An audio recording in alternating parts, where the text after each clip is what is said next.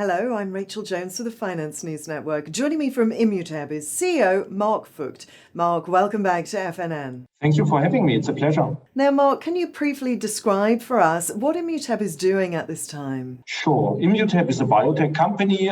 We are active in immuno-oncology as well as in autoimmune diseases. We're actually the leader for one specific immune checkpoint, LAG-3, which is very relevant. It's actually the most promising immune checkpoint beyond PD-1, where you have multi-billion-dollar blockbusters based on, or CTLA-4.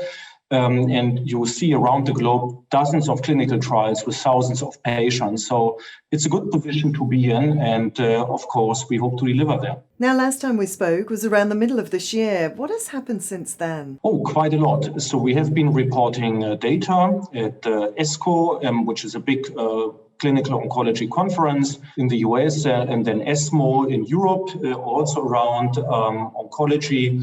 And then most recently at SITC from our TACTI-002 clinical trial, which we do in collaboration with Merck. Besides that, we also are supporting the global COVID efforts.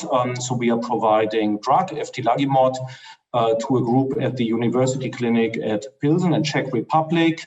We have been expanding our intellectual property portfolio. So really a lot has happened in the past month.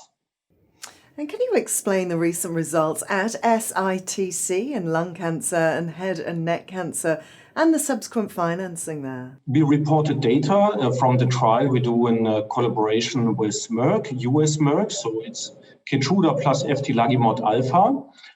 In first-line non-small cell lung cancer, second-line non-small cell lung cancer, and second-line head and neck cancer.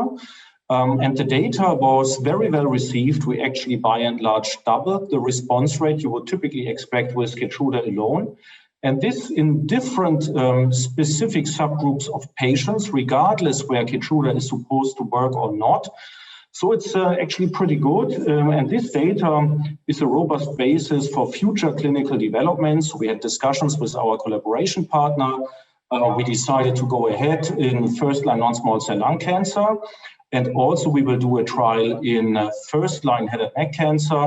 And this, of course, needs to be financed. So it is a value-enabling financing. We raised close to 30 million Australian dollars from top institutional investors from Australia, also supported by a US investor.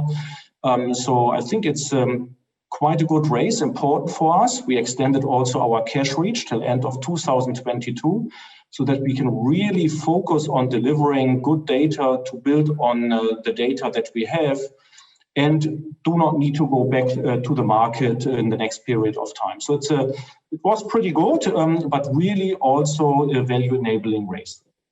Excellent. And what are the next potential catalysts and events? Yeah, 2020 is almost over, not for us. So we will have data actually mid of December at the so-called San Antonio Breast Cancer Conference. So it's among the best breast cancer conferences in the world. So a very relevant place to be. We have a spotlight presentation from our big APEC clinical trial where we reported some data end of March. So this will come in the remainder of this year, maybe the one or the other update regarding our other programs as well. And then in the next year, there's quite a lot to expect. So from our partners, for instance, GlaxoSmithKline, you know that we have an exclusive worldwide licensing arrangement there. They expect clinical proof of concept in first half of 2021. We will report data from eftilagimod, our lead program, start of new clinical trials, more data from the existing clinical trials. Also, we hope for updates from Novartis, and also our preclinical asset, IMP761, should move forward. So there's really a lot to expect, actually more than we had already in 2020. Marc Voigt, a pleasure to speak to you again. Thanks again for the update. Thank you so much.